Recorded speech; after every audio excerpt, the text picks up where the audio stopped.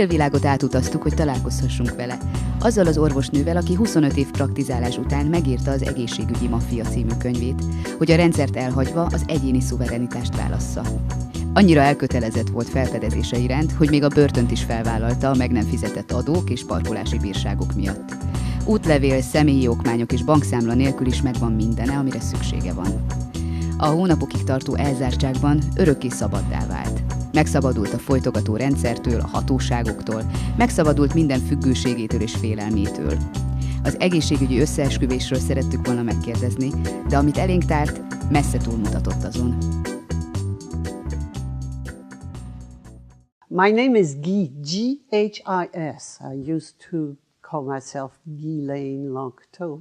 I was a medical doctor for 25 years until I found out what the medical system was all about.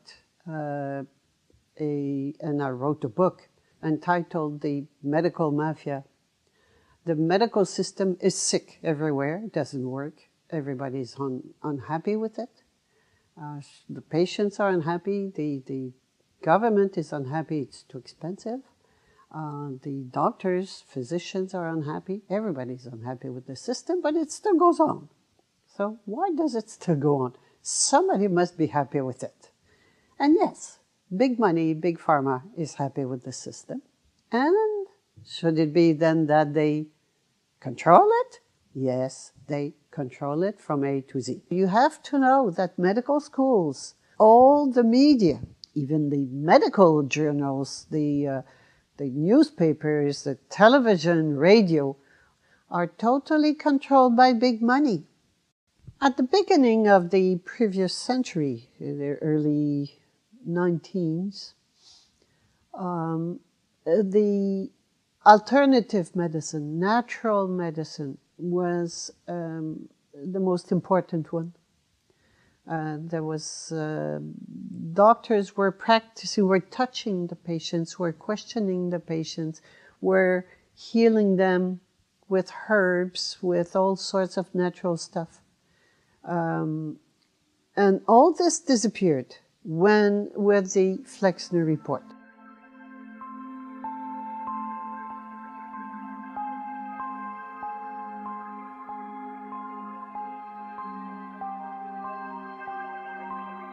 ...1907-ben az AMA, Amerikai Orvostudományi Társaság felkérte a Carnegie Alapítványt egy könyvterjedelmű tanulmány elkészítésére az amerikai és kanadai egészségügyi képzés helyzetéről.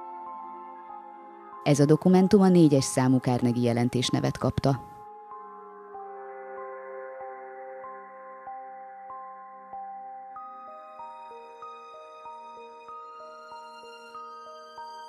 A szerző, Abraham Flexner nem volt orvos, sem orvostudományi kutató, csak egy ambiciózus pedagógus, annak a Simon Flexnernek a fivére, aki az egészségügyi kutatásért felelős Rockefeller intézet alkalmazásában állt. Később Abraham Flexner lett a Rockefeller emberbaráti programjainak első orvosi oktatásért felelős igazgatója.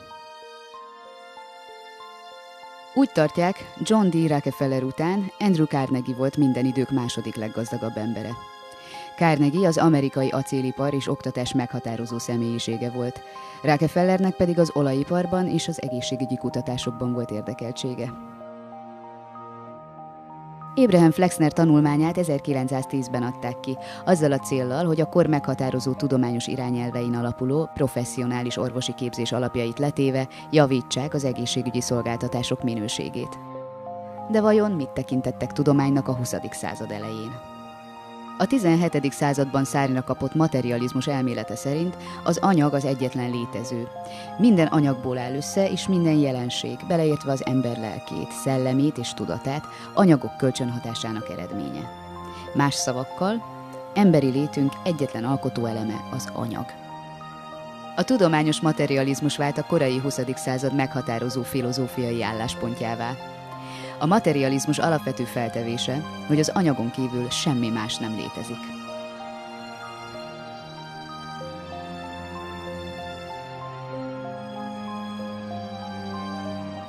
Ha egy feltételezést elég sokáig ismételnek, idővel igazságként tekintenek rá, amely az élet meghatározó törvényszerűségévé válik. A Flexner jelentés megjelenése előtt kétszer annyian foglalkoztak alternatív gyógyászattal, mint amennyien hagyományos, allopatikus medicinát praktizáltak, és az egészségügyi ismereteket Amerika szerte kisebb orvosi iskolákban tanították.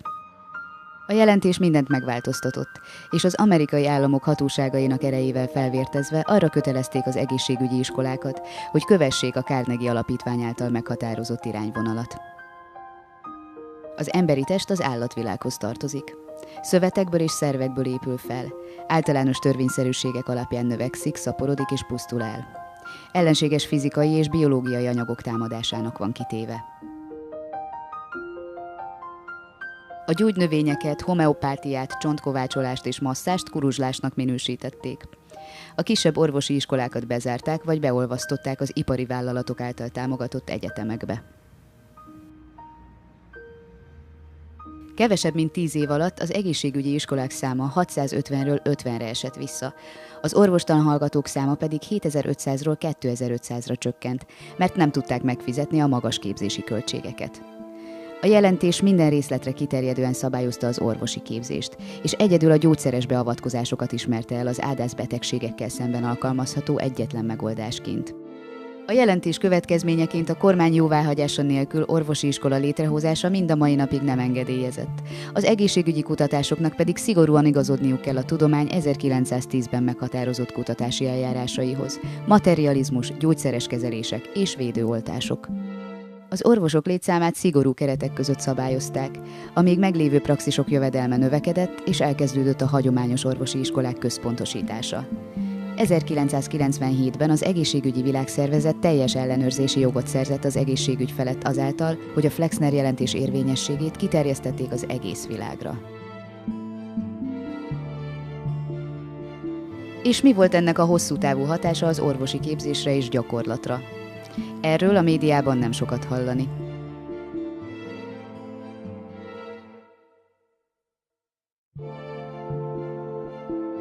A 2003-as gyógyszer általi halál elnevezésű orvosi tanulmány szerint évente csak az Egyesült Államokban 783.936 ember hal meg orvosi műhiba következtében, ami a 164-szerese a szeptember 11-i merényletben elhunyt áldozatok számának.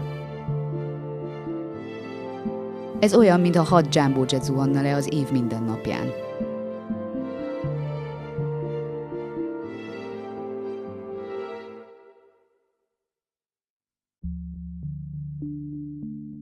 A közel 800 000 halálesetből 106 000 a receptre felírt gyógyszerek miatt van. Az Egyesült Államok évi 282 milliárd dollárt költ az orvosi műhibák károsultjainak kompenzálására. Egy 1995-ös tanulmány szerint Amerikában évente 45 000-en halnak meg autóbalesetben, amíg évente több mint 1 millió ember sérül meg kórházakban, és ebből 280 000-en meg is halnak.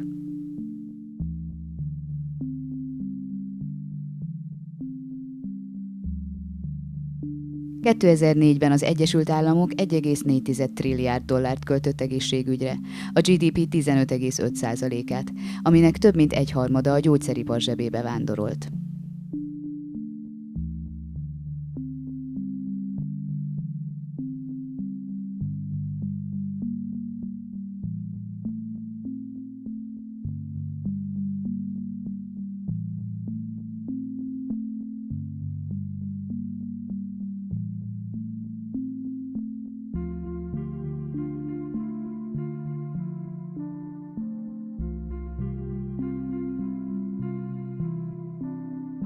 ...2001-ben a Pfizer volt a legnagyobb bevételű cég az 500 legnagyobb vállalat listáján.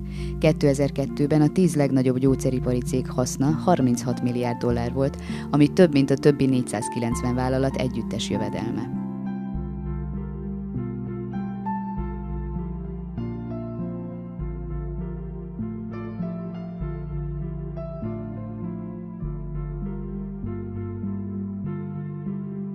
Száz év után fel kell, hogy tegyük a kérdést. Mi romlott el? A hatalmas gyógyszeripari jövedelmek ellenére egyre több retteget betegség és beteg ember van ma, mint valaha. A választ megtalálod a Flexner jelentésben, abban a dokumentumban, ami lehetővé tette azt, hogy a központosított egészségügy és a gyógyszeripar átvehesse az irányítást.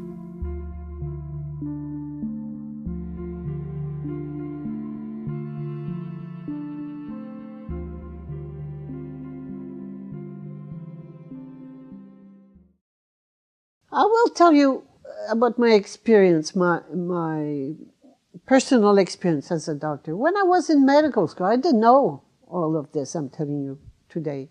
And I thought that medicine was the state of the art. I was so convinced. And I was in medical school in the 1965, from 60 to 65, 66. I was convinced that by the end of the century, there would be no more disease. So I really believed in medicine.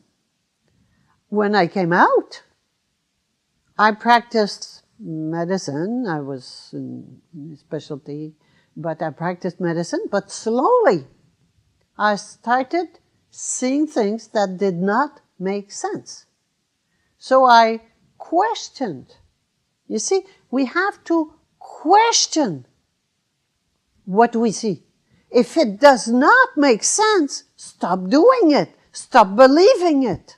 You see people, they get chemotherapy. They get so sick with the treatment. I mean, question it. Go and see what's beyond it. What's beyond chemotherapy? Poisons. Well, how can you help people with poisons? When you give chemotherapy drugs to a healthy person, what's going to happen to them? It's going to make them sick. It's a very toxic poison. It destroys and damages a lot of cells in your body. So how do we think then that we can give those same toxic poisonous drugs that would make a healthy person sick, give them to a sick person and make them healthy? That doesn't make any sense at all.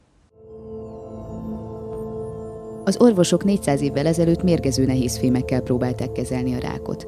A kísérleteik azonban kudarcba fulladtak, a páciensek pedig súlyos mérgezéseket szenvedtek el. Napjainkban 3 módon kezelik a rákos tüneteket: műtéttel, sugárzással és kemoterápiával. A kemoterápia kifejezést azokra a sejtszinten mérgező anyagokra használják, amelyeket a rák kezelése során alkalmaznak. Számos gyógyszer felfedezését köszönhetjük a véletlennek, és ez a kemoterápiával sem volt másképp. Az első világháborúban nitrogénmustárgázt vetettek be biológiai fegyverként, és megfigyelték, hogy a gáz hatásainak kitett katonák szervezete a fehérvérsejtek és nyiroksejtek számának drasztikus csökkenésével reagált. Az Iowai Egyetemen hozzáférhető dokumentumok szerint a nitrogénmustárgázt még ma is használják kemoterápiás kezelések során, még akkor is, ha egyáltalán semmilyen tudományos bizonyíték nem támasztja alá, hogy meghosszabbítaná a ráktól szenvedő betegek életét. Az elgondolás, amivel a sejtszinten mérgező hatású anyagok használatának létjogosultságát magyarázzák, az az, hogy azok hatással vannak a sejtek életciklusára. A kemoterápia valójában válogatás nélkül pusztítja el a gyorsan szaporodó sejteket, az egészséges és a rákos sejteket egyaránt. A rákos sejteken kívül a leggyorsabban szaporodó sejtjeink az őssejtek, ivarsejtek, csontvelő, hajhagymák, valamint a száj- és toroknyálkahártya sejtjei. Ez megmagyarázza azt is, hogy miért veszíti el a haját, válik terméketlenné, vagy szenved száj- és torokfájdalmaktól számos kemoterápiás kezelés alatt álló ember. A kemoterápiás kezelést igénybe vevő betegek elhalálozási aránya 96%. Az akadémikus gyógyászatban számos feltételezés létezik a rák kialakulásának okaira, azonban egyik sem bizonyított tudományosan, és mindegyik a klasszikus tudományos alapokra hagyatkozik, a materializmusra, az emberi lélek figyelembevétele nélkül. A kemoterápia tüneti kezelés, és betegek halnak meg vagy szenvednek a súlyos mellékhatások következtében. A kemoterápia egy veszélyes méreg, amelynek kezelése rendkívüli biztonsági intézkedéseket kíván. Mégis ez vált a rák elleni küzdelem egyetlen gyógyszerévé.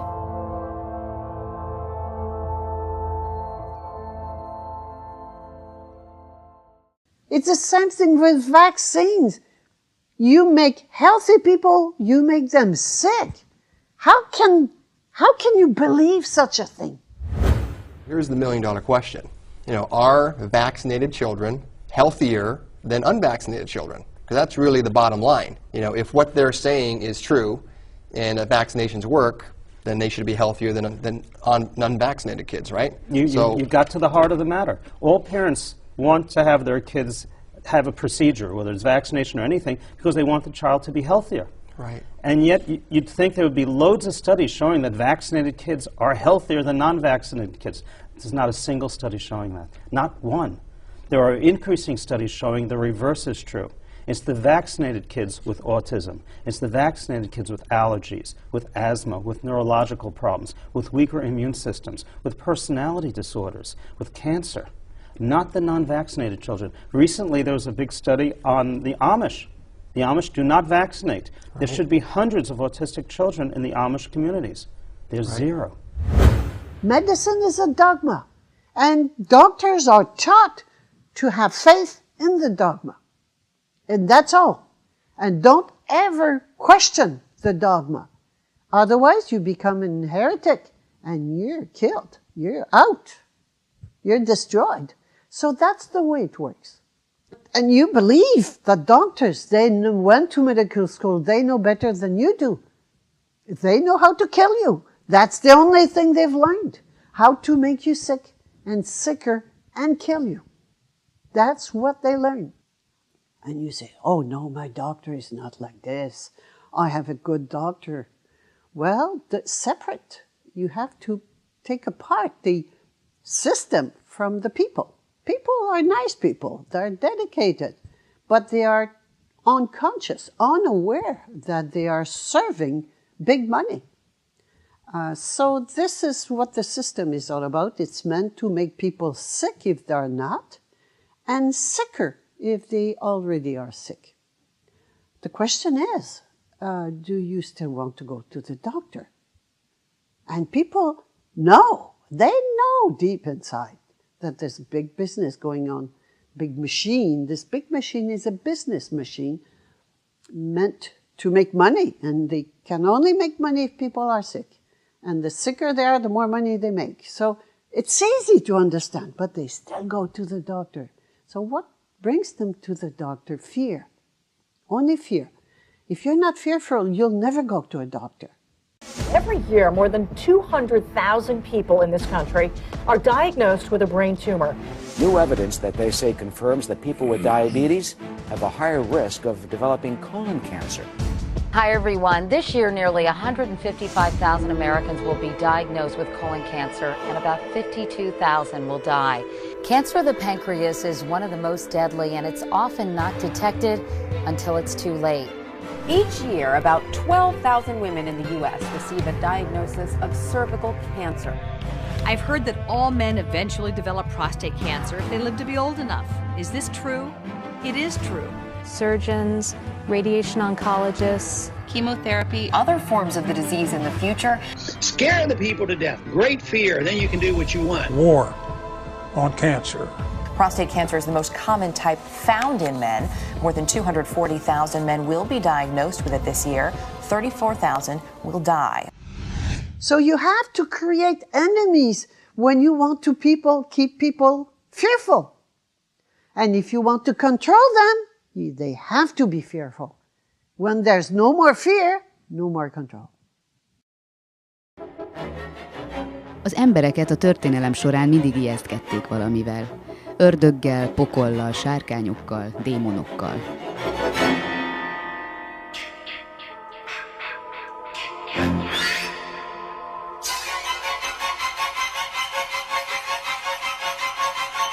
Egy közös tulajdonság mindegyikükben volt. Az, hogy emberi szemmel nem voltak láthatóak. Tehát az emberek nem tudtak meggyőződni, hogy ezek tényleg valós félelmek-e vagy sem. A vallás háttérbe szorulásával és a materializmus elterjedésével új, a tudományra alapozott láthatatlan rémségekre volt szükség, hogy az embereket félelemben tartsák.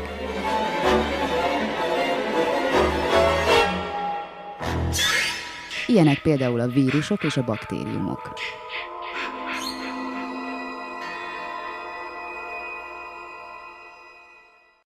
So same thing with the viruses, with the microbes, they've been taught that they are dangerous, they are enemies, but now they're not the only ones believing in enemies. The government tells you there are enemies in Iraq and Afghanistan, and you have to go and fight them?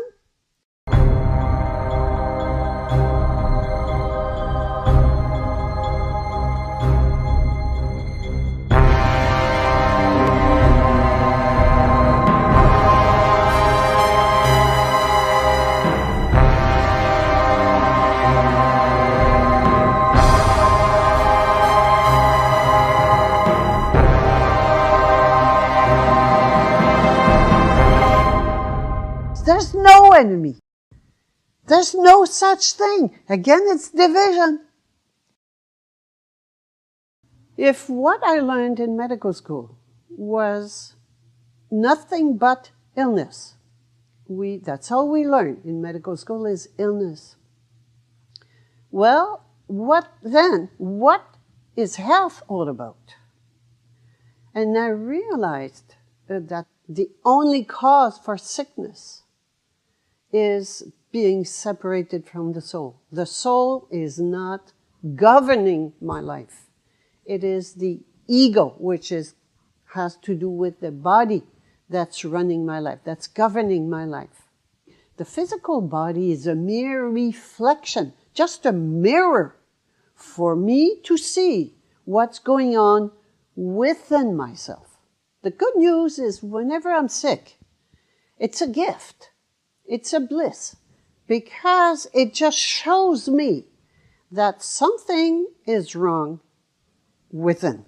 Something is wrong within my either mental body or my emotional body or my physical body. We have three bodies. Very important to know. Doctors know only one thing, the physical body. That's all they care for. All alternative medicine knows that we have three bodies and that those bodies do influence our physical body.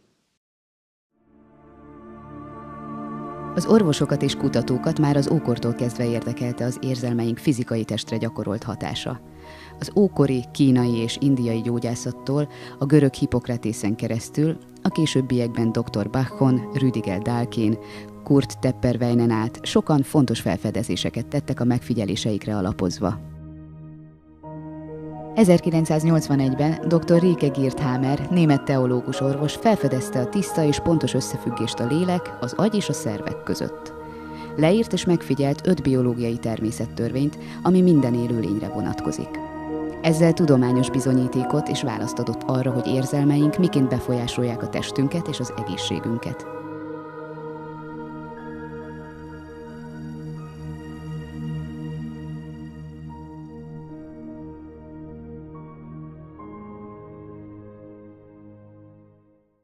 So this is alternative medicine. But we have to come out of this. That's not enough. This is still medicine. But what I propose is go for the real stuff. Go for reality of who you are. And reality of who we are is that we're divine entities. We've always learned that, well, the ultimate authority is outside. No. We created a false God outside. And some people say, oh yes, I'm divine. I'm the son of God. No, I'm not the son. I am divine. Totally. So what are the attributes of divinity, of the ultimate authority? The attributes are immortality, no death. And people say, oh, of course, the soul doesn't die. No, I'm talking of the physical body. When the physical body is under the control of the soul, it becomes like the soul. It vibrates at the same level as the soul. And then it has the same attributes as the soul, which is immortality, physical immortality. Immortal means that I can decide to let go of my body, but I'm not afraid of death anymore. I will not die. If I decide to incarnate or disincarnate, I can do so. But it doesn't mean that I'm going to postpone death for 200 or 400 years or 1,000 years. I'm not going to postpone it. There is none. There is no death. I am totally in full control of my body, should it be the mental, the emotional, and the physical. So I do whatever I want. I am not in the survival mode anymore. Real life is immortality. No death. It's a life without death. No aging.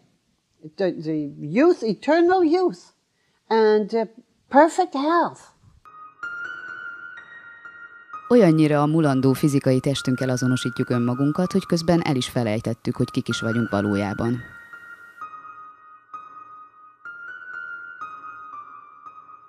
The fear of death is the only fear.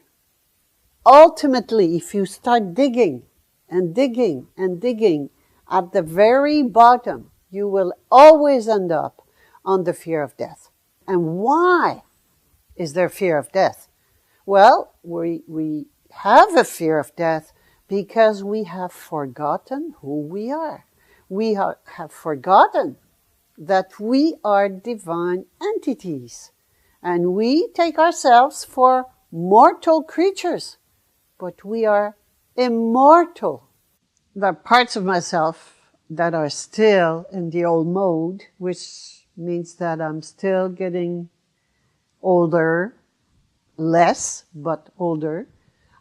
But the whole thing is that I don't care. I'm not afraid of what's going to happen. And whatever happens, I know it is perfect. Everything is perfect.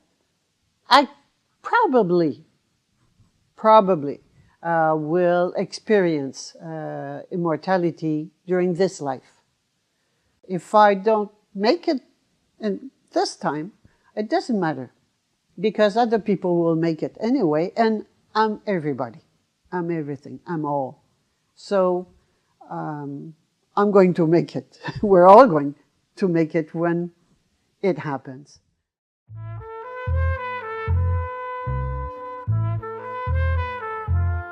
A materializmus elterjesztésével az emberek elvesztették az élet értelmébe vetett hitüket. Ezzel belekényszerítették őket az egész életen át tartó menekülésbe a halál elől.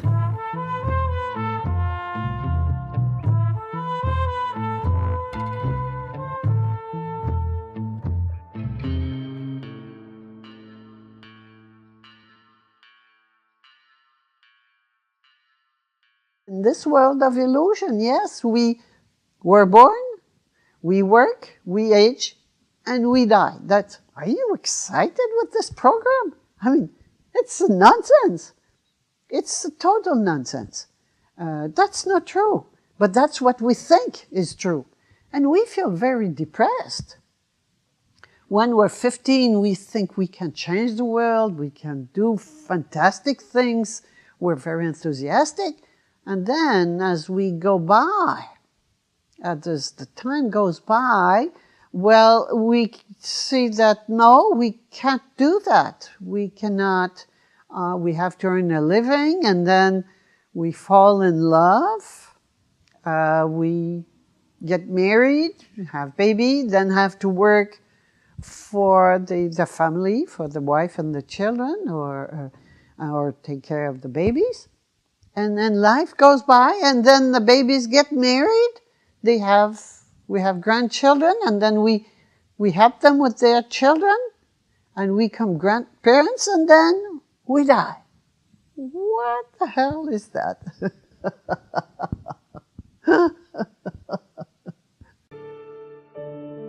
Ez a ránk kényszerített életfilozófia a lehető legtávolabb áll a halhatatlan emberi szellemtől és annak igazi természetétől.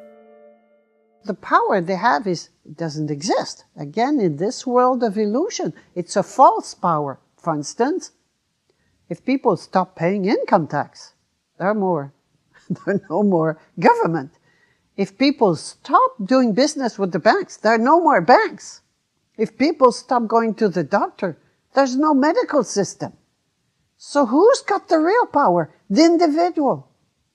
So this is the whole thing. When I realize the real power is inside, then every time I heal a fear. I become this power. I become more powerful. It's vibration. We live in a world of vibration. The only thing that exists are vibrations. It's all vibration. And it's always the higher vibration that is in charge, that controls. So when I reach this higher vibration, the more I reach it, the more not my mind, my soul gets in control of the situation. So it's always my soul running the show. I let it go. Whatever you do is fine with me. We are creators and creatrix, and we create in the present moment every second of our life.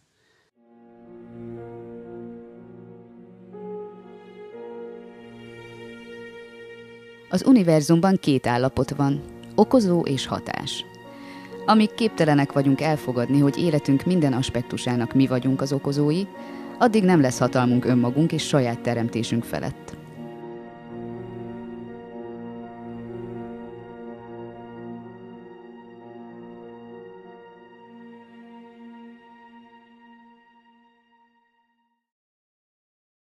The environment we live in is a blessing again. Yes, it's getting unbearable.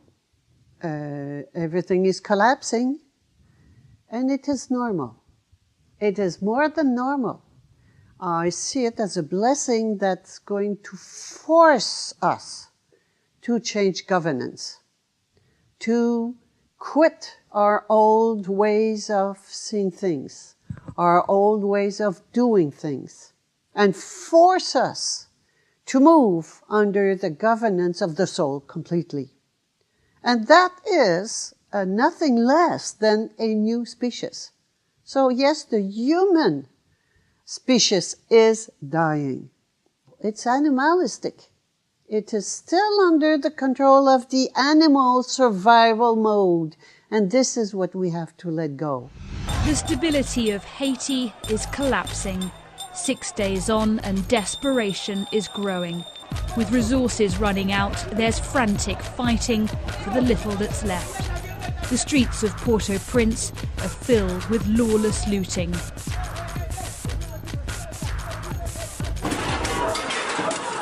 Once again, they came to smash what they could. This time in Enfield. Some had looting in mind.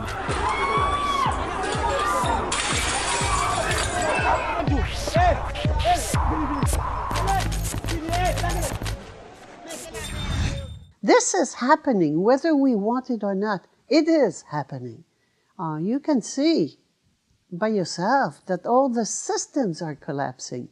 The family system, political system, legal system, economical system.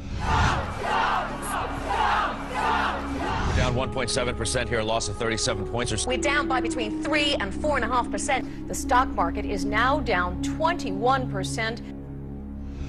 Market deteriorate. We're down over 16%. Now down 43%. 600-point loss has fallen about 18%. Life, as most Americans know it, is about to change, in some cases dramatically. 1913, this country died when we adopted the central bank and the Federal Reserve and the fractional banking system. Green dollars are not money. That's fake money that they printed out of thin air. They're using inflation as a hidden tax. And this is all because our government prints too much money, starts too much wars, so they can sell their tanks, their guns, their missiles. Because that's all America exports, is guns, missiles, and tanks.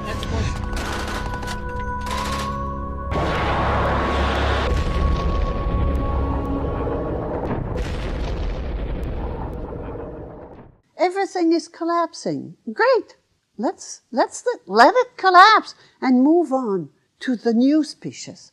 Move on to the governance of the soul. This is where we're heading anyway.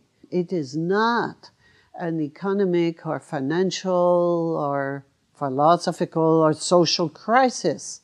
It is an evolutionary crisis. So the moment we know this, instead of fighting it, refusing it, we go with it. It's beyond mind. It is, so we cannot understand it with our mind. We can feel it, know it with the soul only.